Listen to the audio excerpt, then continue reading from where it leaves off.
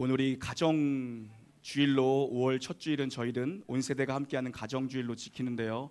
그 매해 가정주일 설교하는 게 적지 않은 부담이 됩니다. 왜냐하면 이 시대에는 너무 다양한 가정의 형태가 존재하고 있기 때문이에요. 그럼에도 불구하고 여러분이 나의 불편함보다 하나님의 말씀이라는 이 믿음의 기초 위에 서서 오늘 말씀 들어주시기를 주님의 이름으로 축원합니다. 요즘 우리가 흔히 결이 다르다라는 얘기 많이 쓰거든요. 저 사람 나랑 좀 결이 다른 것 같아. 결이 그럼 뭔가, 결은 시간의 축적으로 만들어진 흐름이거든요. 역사 속에서 만들어진 흐름, 그리고 인생의 시간 속에서 만들어진 흐름. 그래서 결이 생기는 거예요.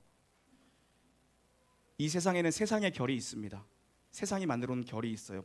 우리는 그것을 문화라고도 얘기하고, 혹은 또 그것을 시대의 가치관 이렇게 얘기하거든요. 근데 우리는 다른 결을 따라 살아야 되는 자들로 부름을 받았습니다. 어떤 결입니까? 성경적인 결, 말씀의 결, 하나님이 내신 결, 질서지요. 하나님이 말씀을 통해서 내신 결대로 살아야 되는 것이 바로 우리들의 부르심입니다. 그래서 우리가 만들어가야 되는 결은 분명합니다. 뭐냐면 성경적으로 가정을 세워야 된다는 거예요. 성경적으로. 우리가 이게 하늘에서 뚝 하고 떨어진 존재가 아니잖아요. 부모 없이 난 사람은 이 중에 아무도 없습니다. 그것이 하나님의 경륜이에요. 하나님이 그렇게 세상을 이루어 가시는, 보존해 가시는, 통치해 가시는 하나님의 경륜입니다. 그런 면에서 보면 우리는 그러면 어떤 상태에 있는가? 여기에는 우리는 모두 다 중간 세대입니다. 중간 세대예요. 내 위로는 나의 부모 세대, 윗세대가 있고요. 또 나의 아래로는 자녀 세대, 우리 다음 세대들이 있거든요. 그러니까 듀얼 아이덴티티를 가지고 있는 거예요. 우리는 중간에 있어서 우리에게는 윗세대를 향해서도 우리가 결대로 말씀대로 따라가야 될 하나님 내신 결이 있고, 우리의 아래에 있는 다음 세대를 위해서도 우리가 그들에게 흘려보내야 되는 하나님의 만드신 결, 하나님의 질서, 하나님의 말씀, 하나님의 뜻이 있거든요. 그래서 오늘은 가정주일입니다. 이 중간 세대를 살고 있는 우리 모두가 다 중간 세대예요. 모두가 중간 세대입니다. 이 중간 세대를 살고 있는 나는 하나님이 내신 결을 따라 어떻게 가정을 세워갈 것인가, 이게 오늘 가정주일에 우리에게 주시는 메시지입니다. 우리 잠옷실에 계시는 분들도 오늘 유아 세례 받으시는데 집중해서 말씀 잘 들어주시기를 부탁드리겠습니다. 오늘 메시지 함께 따라합니다. 메시지 준비가 안 됐나요? 네. 중간 세대에 끼어 있는 나는 어떻게 하나님이 내신 결대로 가정을 세워가야 합니까? 안 됐어요? 네. 다시 한번 할까요? 혹시 우리 미디어 팀 한번 좀 지원해서 함께 우리 2부 예배 때 섬기실 분 계시면 미디어 팀 한번 좀 지원해 주셨으면 좋겠어요. 미디어 팀이 늘 손이 모자란다고 합니다. 다시 한번 하겠습니다. 중간 세대에 끼어 있는 나는 어떻게 하나님이 내신 결대로 가정을 세워갈 수 있을까요? 윗세대에게는 순종을, 아랫세대에게는 기준을. 다시 한번 하겠습니다. 시작. 윗세대에게는 순종을, 아랫세대에게는 기준을. 네.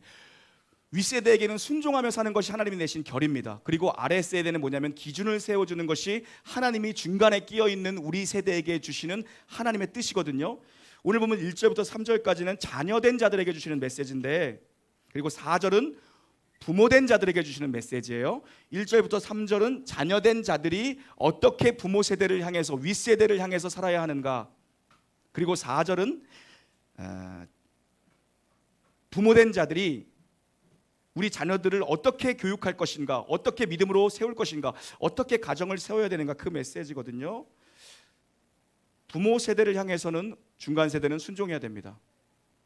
그리고 아래 세대를 향해서는 기준을 세워줘야 됩니다. 기준을요.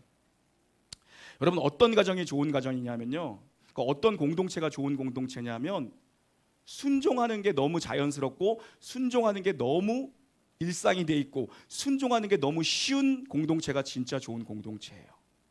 오늘 가정주일이니까 어떤 가정이 좋은 가정인가?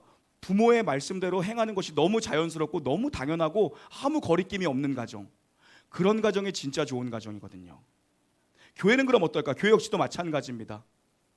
교회도 질서에 따라 서로가 서로에게 순종할 수 있는 교회, 순종이 너무 쉬운 교회가 정말 좋은 공동체예요, 여러분. 그래서 오늘 순종한다라는 건 뭐냐면 이미 그 관계 속에 믿음과 신뢰가 전제되어 있습니다. 그러니까 순종이 너무 자연스러운 거예요. 저는 여러분의 가정이 부모에게 당연하게 쉽게 아무 거리낌 없이 순종하는 가정 되기를 주의 이름으로 축복합니다. 우리 또한 놀라운 교회가 그렇게 영적인 질서에 따라 순종이 쉽고 순종이 당연한 교회 되기를 주님의 이름으로 축원합니다. 여러분, 근데 이렇게 부모 세대에게 순종하면 하나님이 약속을 하신 게 있어요. 그게 뭐냐면 복을 주신대요. 이 땅에서 잘 되고 장수하는 복을 주신대요. 부모에게 순종하는 자들에게는. 여기서 장수한다라는 건 물리적으로 오래 산다라고도 해석할 수 있고요. 또 하나는 뭐냐면 그 생명력이 아래로 오래도록 전수된다라고 영적으로도 얼마든지 해석할 수가 있거든요. 중요한 건 물리적으로 이 땅에서 오래 장수를 누리는 것이든 아니면 후대로 갈수록 복을 많이 누리고 후대로 갈수록 건강한 가정, 믿음의 명문 가정이 되는 어떤 것이든 누가 복을 받는 겁니까? 자손이 복을 받는 겁니다. 부모가 복을 받는 게 아니라 순종하는 자손이 복을 받는 거예요. 그래서 여러분 중요한 건 뭐냐면 여러분의 자녀들에게 순종하는 것을 어려서부터 가르쳐야 된다는 것입니다. 왜요? 내가 대접받자고 가르치는 것이 아니라 순종을 하면 내가 복을 받는 것이 아니라 내 자녀가 복을 받는데요, 부모에게. 그래서 여러분 제가 얼마 전에 순종이라는 책을 성도님들이 꼭 자기 돈 주고 사서 17,500원, 18,000원이니까 꼭 읽으시라고 제가 권면드렸는데 혹시 읽으신 분 계실까요? 네, 이렇게 순종을 안 하시니 순종이라는 책을 꼭 읽으십시오, 여러분. 순종을 하면 누가 잘 되는 거예요? 순종하는 당사자가 복을 받는 겁니다. 그래요. 이렇게 대답 잘하는 저런 친구가 복을 받는 거예요, 여러분. 그래서 우리 모두가 정말 순종해서 하나님 주신 약속하신 이 약속의 복, 약속이 있는 첫 계명이라고 말씀하세요. 이거는 출애굽기 20장의 신명기 내용을 그대로 가져온 건데 그 얘기는 뭐냐면 10계명의 다른 항목에서는 하나님은 조건을 싫어하시거든요. 하나님은 무조건적인 분이세요. 너는 내 아들이라, 너는 내 것이다. 은혜는 무조건적인 것입니다. 근데 그 10계명 중에 약속이 있는 첫 계명, 하나의 계명, 그게 뭡니까? 내 부모에게 공경하라입니다. 그러면 그 항목에만, 그 구절에만, 그 계명에만 주님께서 복을 주시겠다라고 약속하셨어요. 그래서 약속이 있는 첫 계명입니다. 윗세대를 향해 순종하는 우리 모든 가정 되기를 축원합니다. 그러면 이번엔 아랫세대를 향해서입니다. 그러면 중간에 끼어있는 나는 아랫세대를 향해서는 어떻게 살아야 되는가? 4절을 보니까 자녀들을 기르면서 해야 할 일과 하지 말아야 될 일을 딱 구분해 놨습니다. 하지 말아야 될 일은 뭐냐면 자녀를 노엽게 하면 안 된대요. 자녀들을 화나게 하면 안 된대요. 자녀를 노엽게 하지 말래요. 자녀들 안에 어떤 정말 주체할 수 없는 그런 안 좋은 감정들이 뿌리를 내리지 못하도록 노엽게 하지 말라는 겁니다. 그래서 여러분 애들 마음에 원망이라던가 부정적인 분노라든가 악담, 감정의 쓰레기를 자녀들에게 던지지 말라는 거예요. 아이들의 마음에 내 감정에 처리되지 않은 오물들을 입술로 던지지 말라는 겁니다. 여러분 그래서 왜 그러면 안 되느냐 하면 너무 단순합니다. 자녀는 하나님의 것이기 때문입니다. 하나님이 주신 태 열매는 하나님이 주신 상급이라고 얘기하잖아요. 그잖아요. 그렇기 때문에 자녀는 하나님의 것이기 때문에 내 마음대로 내 절제되지 않은 감정을 갖다 쏟아내지 말라는 겁니다. 우리 모두 다 청직입니다. 모든 면에서 이 땅을 살아가고 있는 우리 모두는 다 청지기 의식을 가지고 살아가야 되는데 하나님 앞에서 자녀들을 양육하는 청지기가 되어야 될 줄 믿습니다, 여러분. 하지 말라는 거예요. 감정의 쓰레기를 자녀에게 던지지 말라. 그럼 꼭 해야 될 건 뭐냐면 교훈과 훈계로 양육을 하래요. 교훈과 훈계로 양육을 하래요. 여기서 교훈이라는 것은 삶으로 나타내 보이라. 그리고 훈계라는 것은 입으로 가르쳐라. 말로 가르쳐라. 다시 한번요. 교훈은 삶으로 나타내 보여라. 그리고 훈계는 말로 입술로 가르치라는 거거든요. 부모가 말씀대로 사는 모습으로 가르쳐야 되고요.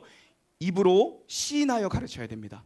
삶으로, 행동으로, 나의 삶으로, 전적인 삶으로 예수 그리스도의 십자가의 삶을 나타내 보여야 되는 것이고 하나님 믿는 가정은 다른 것이다. 모든 면에서 우리는 다르다는 것을 삶으로 가르쳐야 되고 또나 입술로 계속해서 아이들에게 복음을 가르치고 하나님의 말씀을 가르쳐야 한다는 것입니다.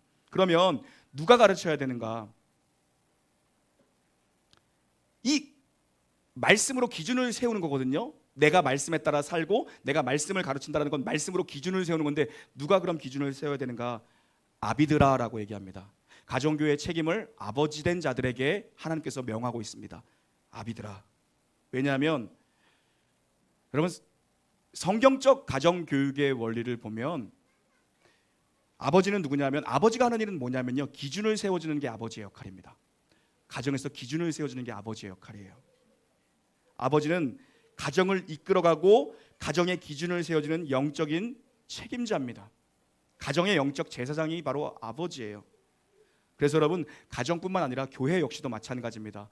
우리 남자 성도님들이 믿음의 기준을 가지고 말씀의 기준을 가지고 든든히 서 있는 교회가 정말 강력한 교회가 되는 거거든요. 저는 우리 놀라운 교회 성도님들이 교회와 가정 모두에서 이렇게 든든하게 말씀을 따라 살고 말씀의 기준을 전하는 자들로 세워지기를 주의 이름으로 축원합니다.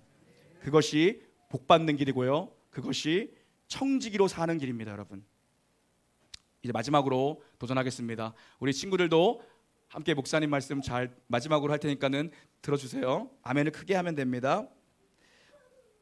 먼저 여러분 아멘을 크게 받으시면 돼요. 먼저 윗세대들을 향해서 도전하겠습니다. 윗세대예요? 어르신이에요? 아이고 꽃 왜 안 다셨어 어르신.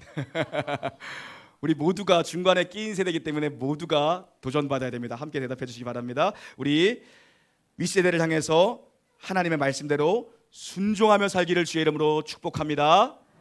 그리고 우리의 다음 세대, 우리 자녀들을 향해서는 말씀의 기준을 세워서 살아가는 방식과 입술의 고백이 말씀의 기준이 되어 자녀들을 양육하게 되기를 주의 이름으로 축원합니다.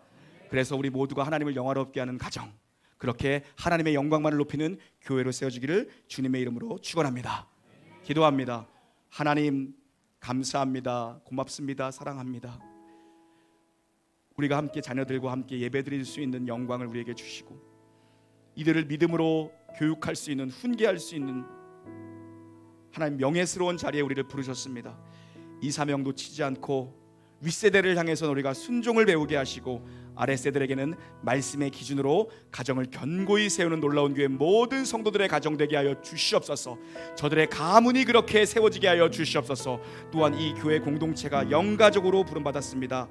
순종하게 하시고 또한 말씀이 기준이 되는 교회로 세워지도록 은혜 위에 은혜를 베풀어 주시옵소서. 늘 교회 가운데 은혜와 부흥과 하나됨의 사랑을 베풀어 주심에 감사하며 우리 구주 예수님의 이름으로 기도 올리옵나이다. 아멘.